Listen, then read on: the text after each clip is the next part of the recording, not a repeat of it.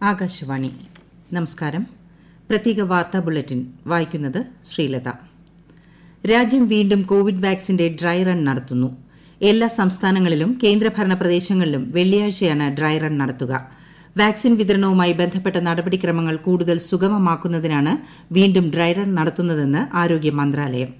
Vaccine വിതരണത്തിനുള്ള എല്ലാ നടപടികളും പൂർത്തിയായി. 2 വാക്സിനുകളുടെ പ്രയോഗാനുമതി ഡ്രഗ്സ് കൺട്രോളറിൽ നിന്നും ലഭിച്ചിട്ടുണ്ട്. കേരളത്തിന്റെ കോവിഡ് പക്ഷിപ്പനി പ്രതിരോധ ശ്രമങ്ങൾക്ക് ശക്തി പകരാൻ കേന്ദ്ര സംഘം എത്തുന്നു. പകർച്ചവ്യാധി നിയന്ത്രണ ദേശീയ കേന്ദ്രം ഡയറക്ടർ SK സിംഗിന്റെ നേതൃത്വത്തിലുള്ള സംഘം മറ്റന്നാൾ സംസ്ഥാനത്തെത്തും. കോവിഡ് പ്രതിരോധം സംബന്ധിച്ച നടപടികൾ കേന്ദ്ര സംഘം അവലോകനം ചെയ്യും. സംസ്ഥാനത്ത് കോവിഡ് കേസുകളുടെ എണ്ണം കൂടുന്ന സാഹചര്യത്തിലാണ് ഈ തീരുമാനം. സംസ്ഥാനത്തെ പക്ഷിപ്പനി വ്യാപനത്തിന്റെ സ്ഥിതി സംഘം വിലയിരുത്തും. രാജസ്ഥാൻ, മധ്യപ്രദേശ്, ഹിമാചൽ പ്രദേശ് എന്നിവിടങ്ങളിലും പക്ഷിപ്പനി റിപ്പോർട്ട് ചെയ്തിട്ടുണ്ട്. സംസ്ഥാനത്ത് ഇന്ന് 6394 പേർക്ക് കോവിഡ് സ്ഥിരീകരിച്ചതായി ആരോഗ്യമന്ത്രി KK ശൈലജ അറിയിച്ചു. 1068 പേർക്ക് രോഗം സ്ഥിരീകരിച്ച എറണാകുളം ജില്ലയിലാണ് കൂടുതൽ രോഗികൾ. കഴിഞ്ഞ 24 മണിക്കൂറിനിടെ 63891 സാമ്പിളുകളാണ് പരിശോധിച്ചത്. ടെസ്റ്റ് പോസിറ്റിവിറ്റി നിരക്ക് 10.01 ആണ്. 25 മരണങ്ങളും കോവിഡ് മൂലമാണെന്ന് ഇന്ന് സ്ഥിരീകരിച്ചു. ഇതോടെ ആകെ മരണം 3209 ആയി. 5110 പേരുടെ പരിശോധനാ ഫലം നെഗറ്റീവായി. എറണാകുളം ജില്ലയിൽ കഴിഞ്ഞ കുറച്ച് ദിവസങ്ങളായി കോവിഡ് രോഗികളുടെ എണ്ണം വർദ്ധിച്ചു വരികയാണ്. കൂടുതൽ വിവരങ്ങളുമായി ആകാശവാണി കൊച്ചി ലേഖകൻ NC ജയചന്ദ്രൻ. കഴിഞ്ഞ കുറച്ച് ദിവസങ്ങളായി എറണാകുളം ജില്ലയിൽ കോവിഡ് രോഗികളുടെ എണ്ണം വർദ്ധിച്ചു വരികയാണ്. ഇന്ന് 1068 പേർക്കാണ് ജില്ലയിൽ രോഗം സ്ഥിരീകരിച്ചത്. ഇത് സംസ്ഥാനത്തെ ഏറ്റവും ഉയർന്ന നിരക്കാണ്. ഇത് 999 പേർക്ക് സമ്പർക്കം വഴിയാണ് രോഗം ബാധിച്ചത്. 11 ആരോഗ്യ പ്രവർത്തകർക്കും ഇന്ന് രോഗം സ്ഥിരീകരിച്ചു. 64 പേരുടെ ഉറവിടം കണ്ടെത്താനാവാത്തത് ആശങ്ക സൃഷ്ടിക്കുന്നു. 946 പേർ ഇന്ന് രോഗമുക്തി നേടി. 9354 പേർ ഇപ്പോൾ രോഗം സ്ഥിരീകരിച്ച ജില്ലയിൽ ചികിത്സയിൽ കഴിയുന്നു. അതിനിടെ ജില്ലയിൽ കോവിഡ് മാനദണ്ഡങ്ങളുടെ പാലനം നിരീക്ഷിക്കുന്നതിനായി സെക്ടറൽ മജിസ്ട്രേറ്റുമാരെ വീണ്ടും നിയമിച്ചു. കോവിഡ് മാനദണ്ഡങ്ങളിൽ ഇളവുകൾ വന്നതിനാൽ ആളുകൾ കൂടുതൽ എത്തുന്ന പരിപാടികളിലായിരിക്കും നിരീക്ഷണം ശക്തമാക്കുന്നത്. ഇവർക്ക് പോലീസിന്റെ സഹകരണവും ലഭിക്കും. കോഴിക്കോട് ജില്ലയിൽ ഇന്ന് 729 പേർക്ക് കോവിഡ് സ്ഥിരീകരിച്ചു. സമ്പർക്കം വഴി 690 പേർക്കാണ് രോഗം ബാധിച്ചത്. 31 പേരുടെ ഉറവിടം വ്യക്തമല്ല. കൊല്ലം ജില്ലയിൽ ഇന്ന് 548 പേർക്ക് കോവിഡ് സ്ഥിരീകരിച്ചു. 285 പേർ രോഗമുക്തി നേടി. തിരുവനന്തപുരത്ത് ഇന്ന് 416 പേർക്കാണ് കോവിഡ് സ്ഥിരീകരിച്ചത്. 355 പേർ രോഗമുക്തരായി. നിലവിൽ 3604 പേരാണ് രോഗം സ്ഥിരീകരിച്ച് ചികിത്സയിൽ കഴിയുന്നത്. കോവിഡ് നിയന്ത്രണങ്ങൾ ലംഘിച്ചതിന് സംസ്ഥാനത്തൊട്ടാകെ ഇന്ന് 576 പേർക്കെതിരെ കേസെടുത്തു. 226 പേരാണ് ഇന്ന് അറസ്റ്റിലായത്. 18 വാഹനങ്ങളും പിടിച്ചെടുത്തു. മാസ്ക് ധരിക്കാത്ത 2091 സംഭവങ്ങളും ഇന്ന് റിപ്പോർട്ട് ചെയ്തു. ക്വാറന്റൈൻ ലംഘിച്ചതിന് ഒരു കേസും രജിസ്റ്റർ ചെയ്തു. പക്ഷിപ്പനി വ്യാപനത്തെ തുടർന്ന് സംസ്ഥാനത്ത് ജാഗ്രത തുടരുകയാണ്. രോഗം മനുഷ്യരിലേക്ക് പടരുന്നതിനുള്ള എല്ലാ സാധ്യതകളും ഒഴിവാക്കാൻ ആരോഗ്യവകുപ്പും നടപടി സ്വീകരിച്ചു വരുന്നുണ്ട്. പക്ഷിപ്പനി മൂലം ചത്ത പക്ഷികളുടെയും നശിപ്പിക്കപ്പെട്ട പക്ഷികളുടെയും ഉടമസ്ഥർക്ക് നഷ്ടപരിഹാരം നൽകാൻ മന്ത്രിസഭായോഗം തീരുമാനിച്ചിട്ടുണ്ട്. 2 മാസത്തിലധികം പ്രായമായ പക്ഷിയൊന്നിന് 200 രൂപയും 2 മാസത്തിൽ താഴെ പ്രായമായ പക്ഷിയൊന്നിന് 100 രൂപയുമായിരിക്കും. ഒരു മുട്ടയ്ക്ക് 5 രൂപയും നഷ്ടപരിഹാരമായി നൽകും. കേരളത്തിലേക്ക് പക്ഷിപ്പനി കൊണ്ടുവന്നത് ദേശാടന പക്ഷിയാണെന്ന് വനം മന്ത്രി K രാജു പറഞ്ഞു. ആലപ്പുഴയിൽ ഇതുവരെ 37,654 പക്ഷികളെ കൊന്നു. 23,857 പക്ഷികൾ നേരത്തെ രോഗം വന്നു ചത്തു. കോട്ടയം ജില്ലയിൽ 7,229 പക്ഷികളെ കൊന്നു. പക്ഷികളെ കൂട്ടത്തോടെ കൊല്ലുന്നത് നാളെ രാവിലെ അവസാനിക്കുമെന്നും അദ്ദേഹം പറഞ്ഞു. ആലപ്പുഴ ജില്ലയിൽ പക്ഷിപ്പനി പ്രതിരോധത്തിന്റെ ഭാഗമായി 37,000-ഓളം പക്ഷികളെയാണ് കൊന്നൊടുക്കിയത്. കൂടുതൽ വിവരങ്ങളുമായി ആകാശവാണി ആലപ്പുഴ പ്രതിനിധി R രവികുമാർ. പക്ഷിപ്പനിയെ തുടർന്ന് നെടുപടി, തകഴി, പള്ളിപ്പാട്, കരുവാറ്റ പഞ്ചായത്തുകളായി 61,573 പക്ഷികളെയാണ് നഷ്ടപ്പെട്ടത്. പക്ഷിപ്പനി ബാധിത പ്രദേശങ്ങളിൽ കർഷകരുടെ പ്രശ്നങ്ങൾ മനസ്സിലാക്കാൻ കേന്ദ്ര സംഘം നാളെ എത്തുമെന്നറിഞ്ഞപ്പോൾ കർഷകർക്ക് വലിയ ആശ്വാസമായിട്ടുണ്ട്.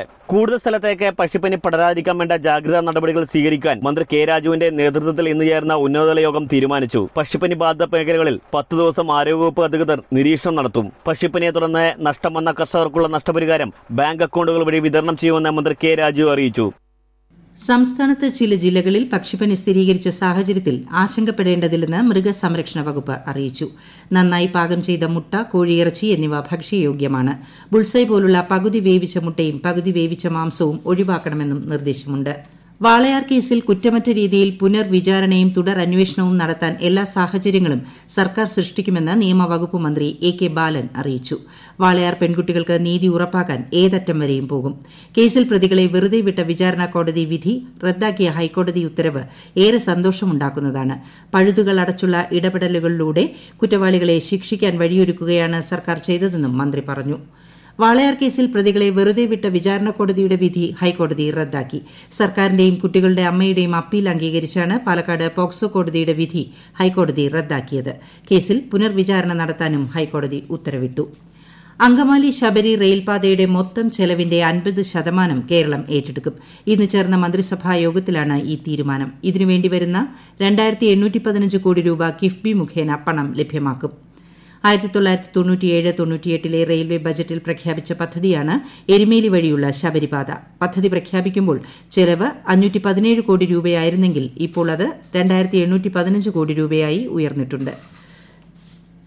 സംസ്ഥാനത്ത് സ്വാശ്രയ കോളേജുകളിലെ അധ്യാപക അനധ്യാപക ജീവനക്കാരുടെ നിയമന രീതിയും സേവന വ്യവസ്ഥകളും നിശ്ചയിക്കുന്നതിനുള്ള ബില്ലിന്റെ കരടും മന്ത്രിസഭ അംഗീകരിച്ചു.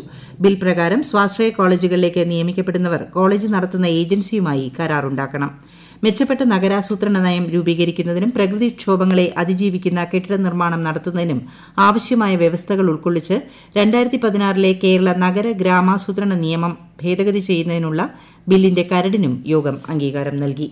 സമ്പുഷ്ട കേരളം പദ്ധതിയുടെ ഭാഗമായി സംസ്ഥാനത്ത് ന്യൂട്രീഷൻ ക്ലിനിക്കുകൾ ആരംഭിച്ചു. സംസ്ഥാനത്തെ 152 ബ്ലോക്കുകളിലും 6 കോർപ്പറേഷനുകളിലും ഓരോ ന്യൂട്രീഷൻ ക്ലിനിക്കുകൾ വീതമാണ് ആരംഭിച്ചിട്ടുള്ളത്. ഓരോ ICDS പരിധിയിലും ആഴ്ചയിൽ 2 ദിവസം പോഷകാഹാര വിദഗ്ധന്റെ സേവനവും ലഭ്യമാക്കിയിട്ടുണ്ട്. കുട്ടികൾ, കൌമാരക്കാർ, സ്ത്രീകൾ, ഗർഭിണികൾ, മുലയൂട്ടുന്ന അമ്മമാർ തുടങ്ങിയവർക്കാണ് ഈ ക്ലിനിക്കുകളിലൂടെ സേവനം ലഭ്യമാകുന്നത്. ന്യൂട്രീഷൻ ക്ലിനിക്കുകളുടെ പ്രവർത്തനോദ്ഘാടനം ആരോഗ്യമന്ത്രി കെ ശൈലജ നിർവഹിച്ചു. റേഷൻ കടകൾ വഴി വിതരണം ചെയ്യുന്ന സൌജന്യ കിറ്റിൽ മിൽമ നെയ്യും പാൽപ്പൊടിയും കൂടി ഉൾപ്പെടുത്തണമെന്ന് മിൽമ സംസ്ഥാന സർക്കാരിന് ശുപാർശ നൽകി. 100 ഗ്രാം നെയ്യും 200 ഗ്രാം പാൽപ്പൊടിയും വീതം നൽകാനാണ് പദ്ധതി. അധികമായി സംഭരിക്കുന്ന മുഴുവൻ പാലും വിതരണം ചെയ്യാൻ സാധിക്കുന്നില്ല. ഈ പ്രതിസന്ധി പരിഹരിക്കുന്നത് കൂടി ലക്ഷ്യം വെച്ചാണ് ഈ ശുപാർശ സർക്കാരിലേക്ക് സമർപ്പിച്ചതെന്ന് മിൽമ ചെയർമാൻ PA ബാലൻ പറഞ്ഞു. കേരളത്തിന്റെ ഊർജ്ജ മേഖലയുടെ സമഗ്ര വികസനം ലക്ഷ്യമിട്ട് രൂപം നൽകിയിട്ടുള്ള ഊർജ്ജ കേരള മിഷന്റെ ഭാഗമായ ഫിലമെന്റ് രഹിത കേരളം പദ്ധതിക്ക് നാളെ തുടക്കം. ഫിലമെന്റ് രഹിത കേരളം പദ്ധതിയുടെ ഭാഗമായ LED ബൾബുകളുടെ സംസ്ഥാനതല വിതരണോദ്ഘാടനം മുഖ്യമന്ത്രി പിണറായി വിജയൻ രാവിലെ 10 മണിക്ക് വീഡിയോ കോൺഫറൻസ് വഴി നിർവഹിക്കും. 6 കോർപ്പറേഷനുകളുടെ പരിധിയിലെ അംഗനവാടികൾക്ക് അതതിടങ്ങളിലെ മേയർമാർ LED ബൾബുകൾ വിതരണം ചെയ്യും. കേരള മിനറൽസ് ആൻഡ് മെറ്റൽസ് ലിമിറ്റഡിൽ ആധുനിക സ്പിൻ ഫ്ലാഷ് ഡ്രയറിന്റെ നിർമ്മാണ ഉദ്ഘാടനം മന്ത്രി EP ജയരാജൻ നിർവഹിച്ചു. 235 പേർക്ക് പുതിയതായി നിയമനം നൽകുമെന്നും ശമ്പള വർധനവ് പരിഗണിക്കുമെന്നും അദ്ദേഹം പറഞ്ഞു. 65 കോടി രൂപ ചെലവ് പ്രതീക്ഷിക്കുന്ന സംവിധാനം 18 മാസം കൊണ്ട് പൂർത്തിയാക്കാനാണ് ലക്ഷ്യമിടുന്നത്. കണ്ണൂർ സർവകലാശാല US പേറ്റന്റ് നേടി. അർബുദകോശത്തിന്റെ വളർച്ച വേഗത്തിലാക്കുന്ന ഫാറ്റി ആസിഡ് സിന്തൈസിന്റെ പ്രവർത്തനത്തെ തടയുന്ന എൻസൈം ഇൻഹിബിറ്ററി രൂപപ്പെടുത്തിയതിനാണ് ഈ നേട്ടം. വിശദ വിവരങ്ങളുമായി ആകാശവാണി കണ്ണൂർ ജില്ലാ പ്രതിനിധി KO ശശിധരൻ. സർവകലാശാലയുടെ ബയോടെക്നോളജി ആൻഡ് മൈക്രോബയോളജി വിഭാഗത്തിനാണ് പാറ്റന്റ് ലഭിച്ചത്. എർത്ത് സയൻസ് മന്ത്രാലയത്തിന്റെ സഹായത്തോടെയായിരുന്നു ഗവേഷണം. Professor doctor M Haridas, professor doctor A Sabu, doctor Prashanth Shankar എന്നിവരടങ്ങുന്ന സംഘം 10 വർഷത്തോളമായി നടത്തിയ ഗവേഷണത്തിന്റെ ഫലമാണ് കണ്ടുപിടുത്തം. പുതിയ കണ്ടുപിടുത്തം ക്യാൻസർ ചികിത്സാ രംഗത്ത് വലിയ പ്രതീക്ഷയാണ് നൽകുന്നതെന്ന് ഡോക്ടർ M ഹരിദാസ് പറഞ്ഞു. US patent and trademark ഓഫീസിൽ നിന്നുള്ള പാറ്റന്റിന്റെ പകർപ്പ് doctor Sabu vice chancellor doctor Gopinath രവീന്ദ്രന് കൈമാറി. കേന്ദ്ര കാർഷിക നിയമങ്ങളെ ചെറുക്കാൻ സംസ്ഥാനം പുതിയ കാർഷിക നിയമം കൊണ്ടുവരുമെന്ന് മന്ത്രി VS സുനിൽകുമാർ ആലപ്പുഴയിൽ പറഞ്ഞു. കേന്ദ്ര നിയമം മൂലം കേരളത്തിലെ ഒരു കർഷകനും ബുദ്ധിമുട്ടുണ്ടാകില്ല. പച്ചക്കറികൾക്ക് തറവില പ്രഖ്യാപിച്ചത് കേന്ദ്ര കാർഷിക നിയമത്തെ ചെറുക്കാനാണെന്നും മന്ത്രി പറഞ്ഞു. ഇപ്പോൾ രാജ്യത്ത് നടക്കുന്ന കർഷക സമരം അവസാനിപ്പിക്കാൻ സർക്കാർ നടപടി സ്വീകരിക്കണമെന്ന് കേരള റീജിയണൽ ബിഷപ്പ് കൌൺസിൽ ആവശ്യപ്പെട്ടു. കൊച്ചിയിൽ ബിഷപ്പ് ഡോക്ടർ കരിയലിന്റെ അധ്യക്ഷതയിൽ ചേർന്ന യോഗമാണ് ഈ ആവശ്യം ഉന്നയിച്ചത്. കണ്ണൂർ ജില്ലയിൽ MLA-മാരുടെ പ്രത്യേക വികസന നിധിയിൽ നിന്നും 84 ലക്ഷത്തോളം രൂപയുടെ വിവിധ പദ്ധതികൾക്ക് ഭരണാനുമതിയായി. ഇതിൽ മുഖ്യമന്ത്രി പിണറായി വിജയന്റെ പ്രത്യേക വികസന നിധിയിൽ നിന്ന് മാത്രം 62 ലക്ഷത്തോളം രൂപയുടെ വിവിധ പദ്ധതികൾ നടപ്പാക്കും. നിയമസഭയുടെ ബജറ്റ് സമ്മേളനത്തിന് ഈ മാസം 8-ന് തുടക്കം. വെള്ളിയാഴ്ച ഗവർണറുടെ പ്രസംഗത്തോടെ ആരംഭിക്കുന്ന സമ്മേളനം ഈ മാസം 28 വരെ തുടരും. പ്രത്യേക വാർത്താ ബുള്ളറ്റിൻ കഴിഞ്ഞു.